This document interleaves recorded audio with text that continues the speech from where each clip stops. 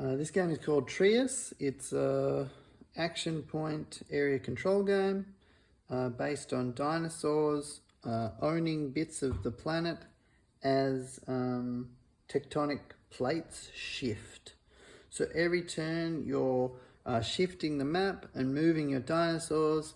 You can procreate different dinosaurs on the different terrains, mean you can keep a different amount of dinosaurs on each, which also means that you can block people, you can drown dinosaurs and then you have to rescue them, blah, blah, blah.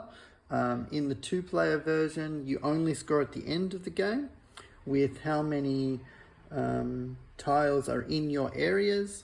In a 3 to 5 player game, it's a lot of a bigger landmass, and you score any time that you break a continent away from the North or South Pole, right? So every turn, at the start of the game, you get to place a tribe of 2 dinosaurs on an area, then the next person goes, then you go again, then the next person goes, right? So that's the start of the game. Then every turn, you pick a card from the card deck, which is off camera, but I'll just show you the card deck. Or you can use dice, but I've been using the card deck. So everyone gets a card at the start. Now you can choose to either shift this or take another card, but then you have to use that other card. So let's say I want to shift mountains. So I find a mountain tile that's on the edge of an ocean. So everything that's not a tile is the ocean.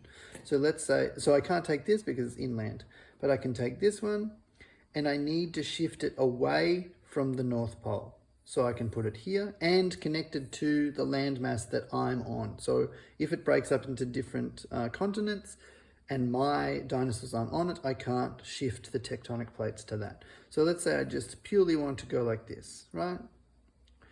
Then I have 3 points in the 2-player game, 4 points in the bigger games. And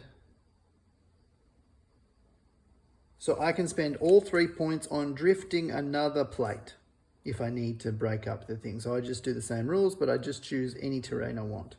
I can spend 1 on movement. So you can take 1 dinosaur, move it. That's 1 point of your 4. Yeah, it's 4, it's not 3. Or you can procreate. So if you're in a region that'll take more dinosaurs, you can just add a dinosaur. So that's 1 point. Mountains are 2 dinosaurs, so you can't procreate there. Grasslands are 3, forests are 4.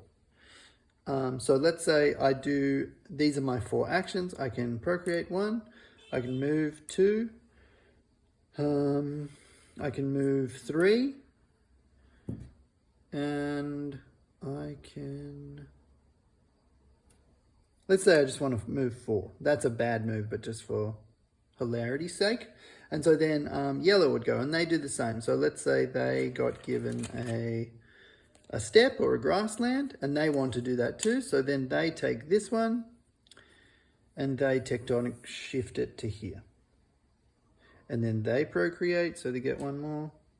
They procreate, they get 1 more. That's 2 points, 3 points, 4 points. And you want to be spreading yourself around the board, but also in tribes so that you can procreate as you go.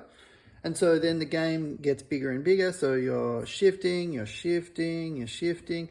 And then at some stage, and you're shifting, and let's say someone decides to shift this, and then the dinosaurs go into the sea. So this shifted to here. 2 things are happening, and it's neater when I'm actually playing, but this has made a new continent, right? So then this scores at the end with the majority holder of the stake. So if there's 1 each, then they share the points. So 1, 2, 3, 4, 5, 6, 3 each.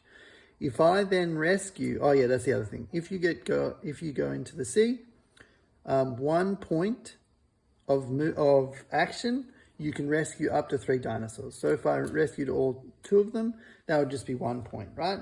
But now that I have the majority as the yellow, I get all the points, and blue doesn't get any of the points. Oh no, blue gets half the points. So it's 6 for the yellow, 3 for the blue, right?